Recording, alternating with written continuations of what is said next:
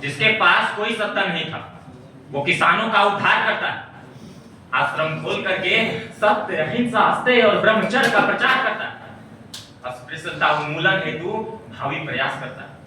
और आज जब यह विषय सत्ता से परे नेतृत्व और सार्वजनिक जीवन में हमारा उत्तरदायित्व नजर आता है, तो व्यक्ति प्रेरणापुंज के समझ हमारे सामने खड़ा हो जाता है, और वह व्यक्ति कोई और नहीं अपितु महात्मा गांधी महोदय।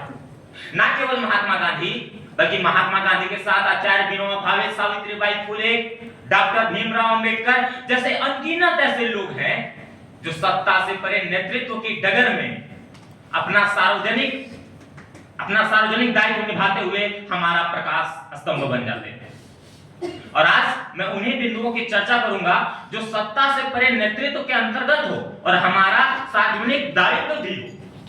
ऐसे बिंदु क्या हो सकते हैं? सर्वप्रथम कि हम अपने नैतिक व्यक्तित्व का नेतृत्व करें। हम ऐसा कैसे कर सकते हैं? हम अपने मनसा, वाचा, कर्मणा में एकत्व स्थापित करके व्यक्तिगत रूप से नैतिक नेतृत्व कर सकते हैं। आज महोदय, जब यह विश्व प्याज की परतों की तरह नैतिक दोहरापन का वस्त्र ओढ़े हुए है, हम अपने व्यक्तित्व में एक रूपता स्थापित करके एक ऐसा नेतृत्व बना सकते हैं जो पूरे विश्व को प्रेरणा देगा, ठीक सुकरात की भांति। महोदय, अगला बिंदु का बात करें तो वो है जागरण रूपी लौ का नेतृत्व। ये जागरण रूपी लौ का नेतृत्व क्या है? जब हम अपने व्यक्तित्व, विचार, कृतित्व, रचना और चेतना की लौ से अनगिनत बुझे हुए दीपकों को निस्वार्थ भावना से प्रज्वलित करते हैं, यही जागरण का लौ होता है। और ऐसा किसने किया? गौतम बुद्ध ने। महोदय, उस दीपक का विशेष महत्व नहीं होता जो स्वतः जलकर स्वतः बुझ जाए। उस दीपक का विशेष महत्व होता है जो स्वतः जलने के बाद अनगिनत बुझे हुए दीपकों को प्रज्वलित करता है। और आज हमारे पास जो क्षमता है, जो प्रतिभा है, जो हुनर है, उसे हम समाज के लिए खपा दें, क्योंकि प्रतिभा जब स्वार्थ के लिए परिणत होती है तो सभ्यता खोखली हो जाती है। और अगला बिंदु है महोदय कि हम मानवीय मूल्यों का नेतृत्व करें। चंद्रकांत वानखेड़े की एक पुस्तक है गांधी क्यों नहीं मरते। उसके अंतिम पृष्ठ में वो लिखते हैं कि गांधी इसलिए नहीं मरते क्योंकि गांधी ने मानवीय मूल्यों का प्रतिनिधित्व किया है। और आज हम गांधी की तरह नेतृत्व कर सकते हैं अगर हम मानवीय मूल्यों जैसे सत्य, अहिंसा, अस्तेय, अपरिग्रह, ब्रह्मचर्य, स्वदेशी, शरीर श्रम, निर्भीकता, अस्पृश्यता उन्मूलन और सर्वधर्म समभाव का प्रतिनिधित्व करें। महोदय, आज यह विश्व जिस प्रकार हिंसा की ओर बढ़ता जा रहा है, असत्यता चारों ओर फैलती जा रही है, लोग अपने स्वार्थता की अंधी दौड़ में अश्व की भांति कबड़क दौड़ते नजर आ रहे हैं, तब हमें यह आवश्यक हो जाता है कि झारखंड के जतरा भगत, जो कि गांधी जी के प्रिय अनुयायी माने जाते हैं, और बिरसा मुंडा की भांति सेवा की पगडंडियों पर चलते हुए इस राष्ट्र को एक नई दिशा और दशा प्रदान करें।